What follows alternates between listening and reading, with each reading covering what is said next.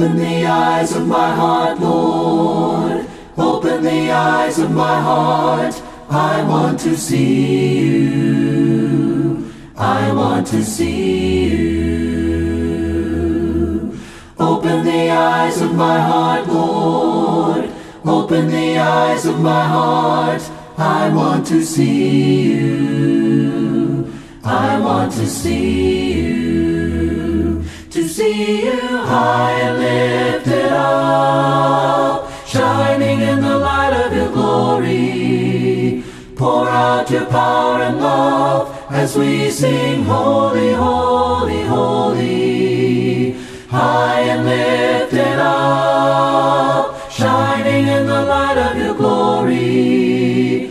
Pour out your power and love as we sing, holy, holy, holy.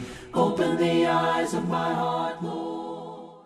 By way of introduction this morning, I'm going to dip way back in the past. Some of you may remember, some of you may not even have been born at this particular time.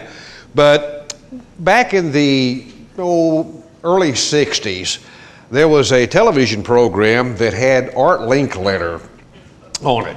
Some of y'all may remember that. It's called Kids Say the Darndest Things. I think in the 80s, early 90s, something like that, Bill Cosby took over the show and after Linkletter's death, and I think they carried it on. There's a story that's attributed that I want to tell you this morning. Art Linkletter sees this little boy at a desk with a piece of Crayola and a sheet of paper. And he's just coloring to beat the band. And Art Linkletter says, "Son, what are you drawing?" He says, "I'm drawing God." And he says, "Well, nobody knows what God looks like." And he says, "They will when I get through." I know that's an old cliche. Most of you have heard that, but it's kind of a fitting introduction into what I want to talk about it tonight. You see here this morning, rather. You see, whether we want to admit it or not, all of us were born to seek meaning for our lives. I think that's what life struggle is all about. Who am I? What am I? Where am I going? What am I here for? And especially as you get older and you look back over the days of the past, you say, what in the world did I ever do? What am I going to leave behind? Why am I even in existence? And I thank God when He created man, He made this spiritual hunger inside of us. I think that behind those cravings that we have to fill this void, there's this search for God. No matter who you are, you have a void in your life. There are people in the world today, they try all sorts of things. They might try alcohol. They may try sports. They may try drugs. They may try womanizing. They may try just about anything to fill up that void. But have you ever noticed how it's from one thing to the next, to the next, to the next? That void can only be filled by God. And I think that's what we crave for. I believe the psalmist described it best over in Psalm 42, verse 1 and 2. We sing the song, "As the deer pants for streams of water, so my soul pants for you, my God." My soul thirsts for God, for the living God. Where can I go and meet God? And I think that's part of the big problems today. People want to go and meet God. Where is He? How can we find this God that we all are searching for? Some people just give up hope and they're not searching for God. They've put something else in His place. But everybody is searching for something to fill that void. Where can we find God? Over in Psalm 63, verse 1, the psalmist said, "You are my God. Earnestly I seek you. I thirst for you. My whole being longs for you in a dry and parched land where there is no water." Do you understand? You're my God. I search for you. I long for you. It's like I'm out in a desert place. Now, a lot of people say, well, I don't search God for God that hard. Yeah, you do. Whether you realize it or not, you have something there that you're looking for to fill that emptiness. Something there. You see, mankind's always sought God. But we live in a very pluralistic age, don't we? I mean, think about that just a second. When we look at the world of religion, I mean, just religion as a whole, not just Christianity, but religion as a whole. Look at all the religions of the world. I mean, Judaism, you can go to the God of the Old Testament. With Christianity, you got the God of the Old Testament and the Jesus God of the New Testament, the Holy Spirit. In Islam, you've got Allah. Hinduism, you have Hare Krishna and all these other individuals. In Bahia faith, you've got your gods. And just go through the line. There are so many gods out there. And people are trying and sampling all of them. Then you get into Christianity, and wow, you can serve God just about any way you want to. And you can go be with Him at this place or that place or that place. And even though nobody teaches the same thing, they're all focused on the same God, right? Everybody's got to ask, which God shall I seek? And then where am I going to find Him?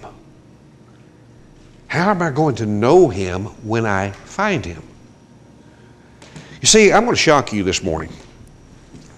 The title of today's sermon is Moving from God to Idols. It's part of a series I'm putting together called Lies About God. This is kind of an introductory thing. Let me shock you this morning. One of the most meaningless statements a person can say today is this. You ready? How about, Bible class has almost got me fired. Let's go ahead and go out here and do it again, okay? I believe in God. What? You're saying that's a meaningless statement? I believe in God. You see, the reason I say that is because the word God has become a canvas upon which people paint their own portrait of God. As a matter of fact, it's just like that little boy on the Art Linkletter show who is sitting there drawing, and when they get through, they've created God for whatever specifications they want. In other words, for some people, God is the God that is a psychic energy. He is this aura that they are able to wrap up and feel, and they can actually see it if they take a picture of themselves with this aura around them, this energy source. It's that God that gives me clarity in my thinking. Other people, it's a God, He's just that person or that being that is stronger than I am. And for others, God is just that thing that leads me into a deeper consciousness. I'm able to really get down into that spiritual level. That's what people say. I believe in God. And for different things for different people. Simply put, to say I believe in God might simply mean that when you go look in the mirror,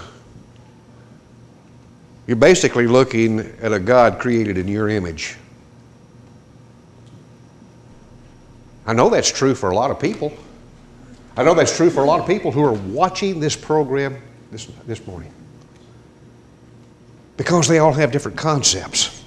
Question is, how do you find God? How do you find God? For real. I mean, Karl Barth, he was I don't believe he's a theologian, but he's a humanistic theologian. I don't believe all the stuff that he puts out or even suggests sometimes. But he tells us there are two ways to attain knowledge of God. First, you begin with man and you reason upward. Secondly, you begin with God and you accept His revelation to us. Now here's the problem. If you begin with man and you reason upward, you're going to find a whole lot of concepts that are unworthy of God. A fellow by the name of David McCullough, he's an author, he wrote that one of the worst sins at the end of the 21st century has been the trivialization of God. We prefer the illusion of a safer deity, and we've pared God down to more manageable size or proportions. Do you see what he's saying? The trivialization of God. No one stands in the awe of God anymore. No one is struck by His majesty or His glory or His radiance. Nobody wants to even get into His Word to study it any longer because, in reality, what they have done is begin with man. And when you begin with man, you create an idol. Maybe some of you have done that. I don't know. If you have, Pay attention this morning. You see, the temptation is to invite ideas about God that are wrong, or a notion that has been diminished about who God is and what God is. And when you do that, you have created an idol. And an idol is, idolatry is more than just dancing around some gold or silver statue.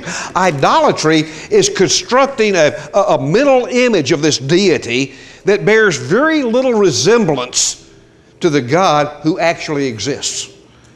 Idolatry is giving respectability to our own opinions, this God that we formed in our own likeness. Idolatry is fashioning an idea about God according to our own inclinations and our own preferences. See, you become an idolater when you pare God down to a more manageable size. Look at what the psalmist says over in Psalm 115, verse 3 through 8. Our God is in heaven. He does whatever pleases him. But their gods, or their idols, are silver and gold, made by human hands. Now, I want you to get this. The idols have mouths, but they cannot speak. Eyes, but cannot see. They have ears, but cannot hear. Noses, but cannot smell. They have hands, but cannot feel. Feet, but cannot walk. Nor can they utter sounds with their throats. Those who make them will be like them, and so will all who trust in them. Of course, the psalmist is talking about statues. You know, people building little statues back in the Old Testament. It might be an Asherah pole. It might be a gold statue of Moloch, or maybe Dagon, or whoever it might be. Specifically, that's what he's talking about. But the key is, they will be like them. The idolaters who worship Dagon and Moloch and Asherah and all those various gods, they took on the nature and the quality of the gods that they made. What about today? Ask somebody, do you believe in God? Yeah, I believe in God. Then look at their lifestyle. I believe in God has become a meaningless term in our society.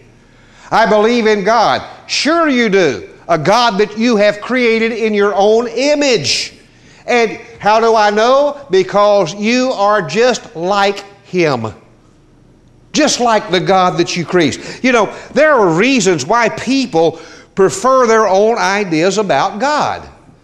And you say, well, why is that? Well, first off, over in the book of Exodus, remember in chapter 32, Moses is up on the mountain. And he's been with God for 40 days. And he's up there almost 40 days. And he's receiving the law from God. And it says when the people saw that Moses was so long in coming down from the mountain, they gathered around Aaron and said, come, make us gods. Down in your Bibles, that's gods plural. All right? The original word is Elohim. And that is a divine pluralistic. That is not multiplicity of gods. That is God, okay?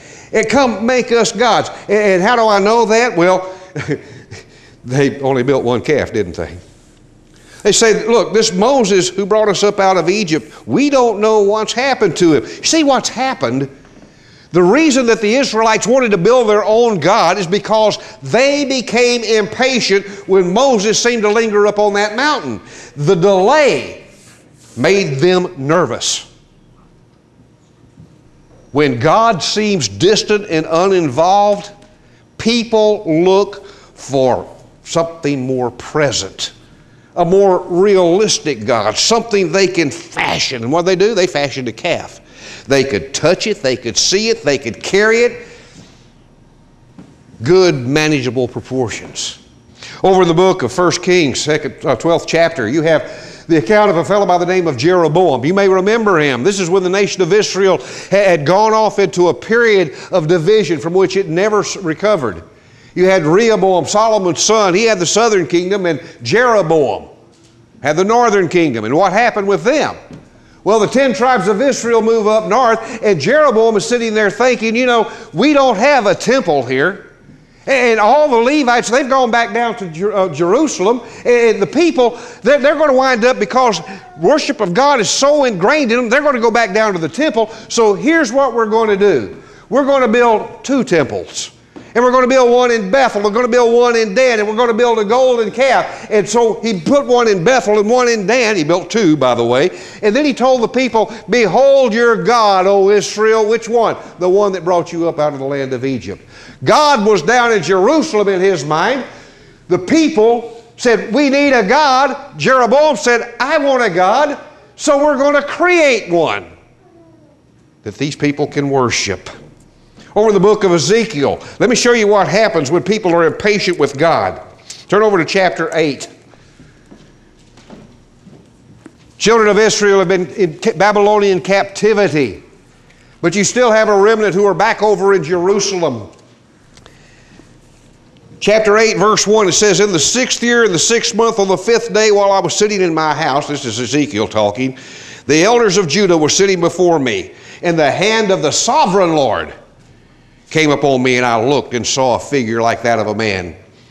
From what appeared to be his waist down, he was like a fire, and from there up his appearance was bright and glowing. And he stretched out what looked like a hand and took me by the hair of the head.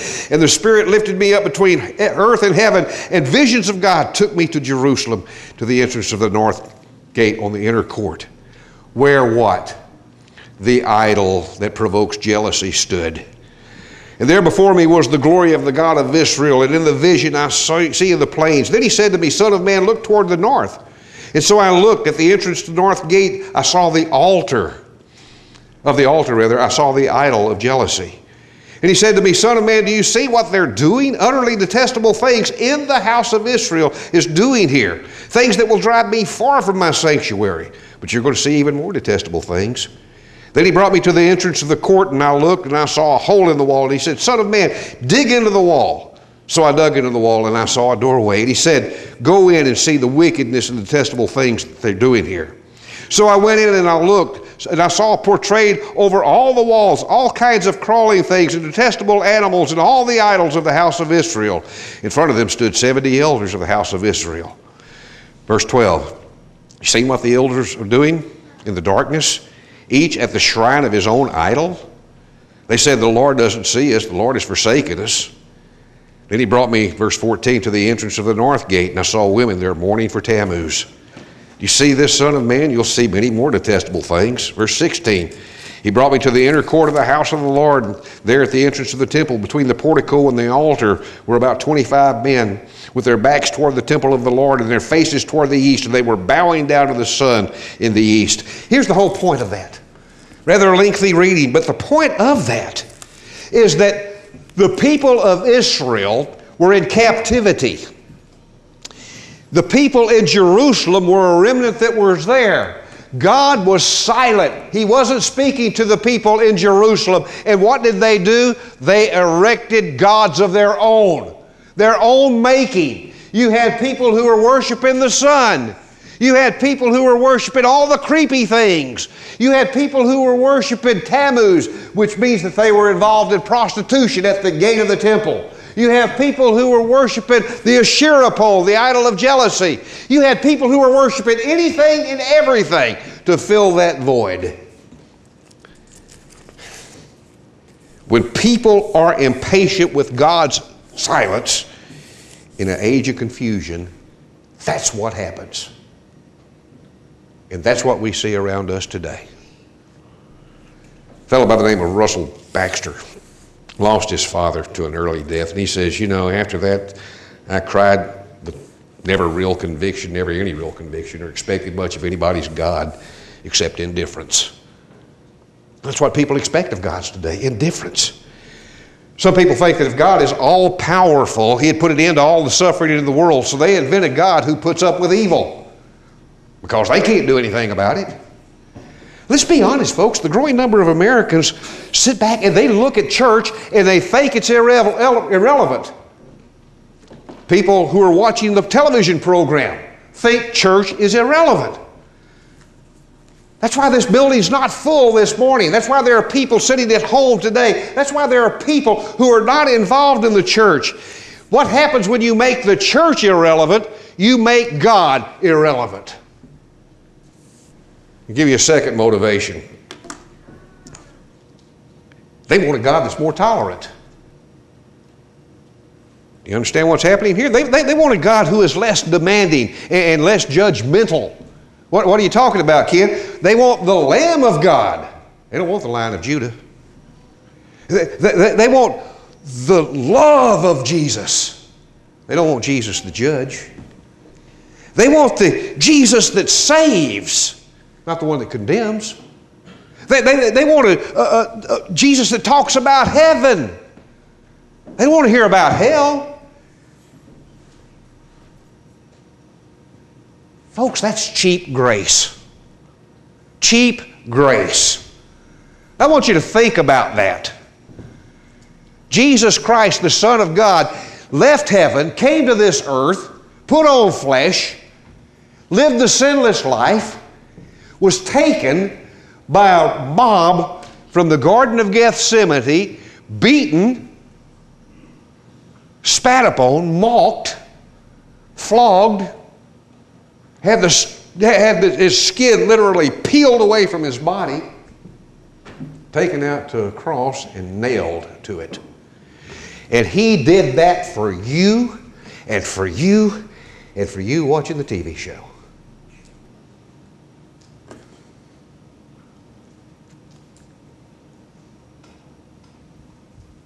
What have you done for Him? Oh, I prayed the sinner's prayer. Wow. That's not going to save you.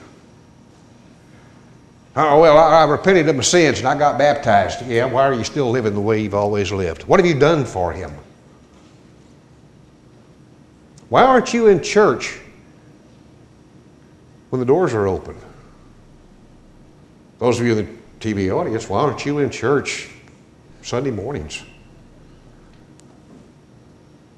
Why? Has the church become irrelevant?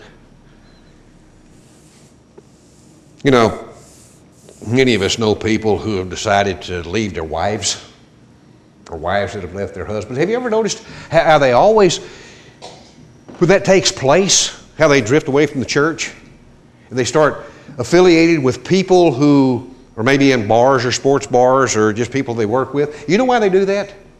It's because they want to be affirmed. They want people who will accept them for the choices that they've made in their lives. They want to be affirmed for the courage they had to leave their spouse. And in the same way, people want a God who will not mess with their core values of their lives. You have a commitment to individualism.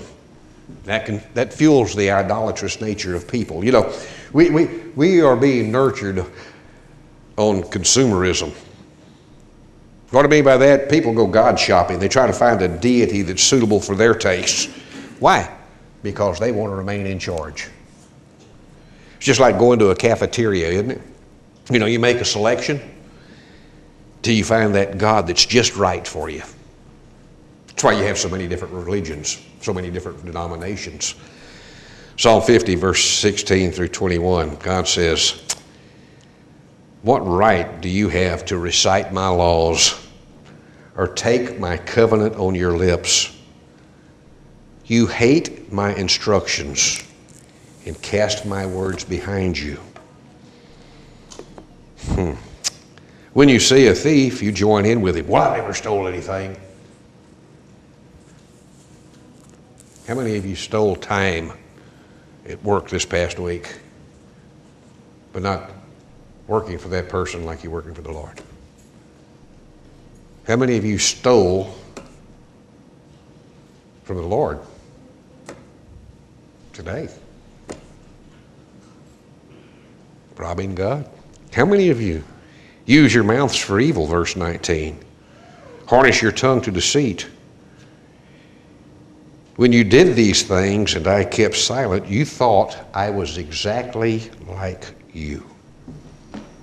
Footnote for that in verse 21, footnote says, you thought the I am was exactly like you.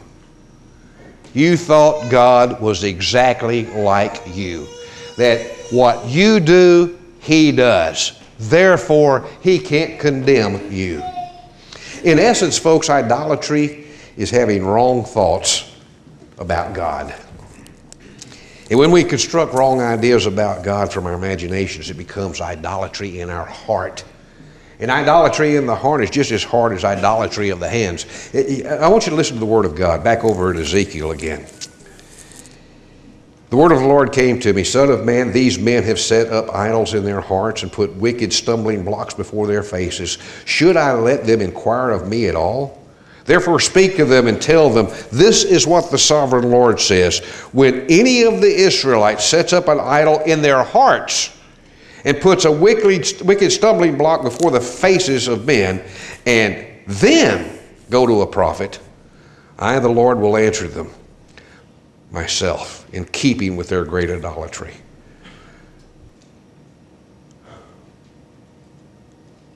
I will answer them in keeping with their idolatry.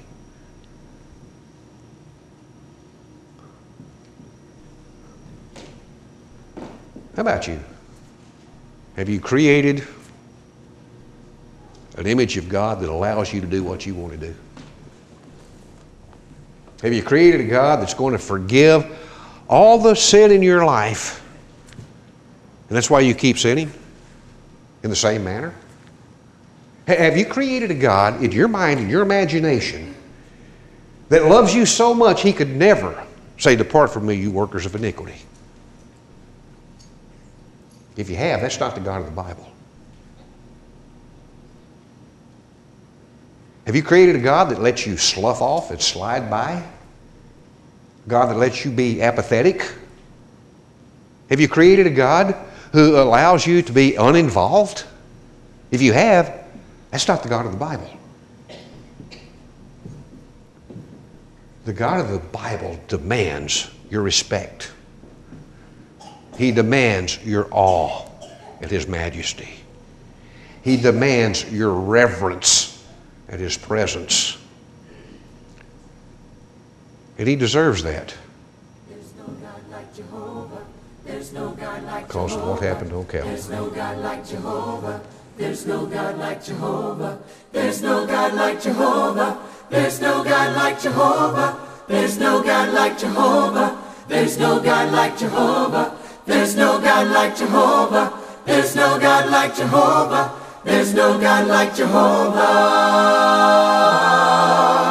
Behold, He comes, riding on the clouds, shining like the sun, at the trumpet call. So lift your voice, it's the year of Jubilee, and out of Zion's hill salvation comes. So lift your voice, it's the year of Jubilee, and out of Zion's hill salvation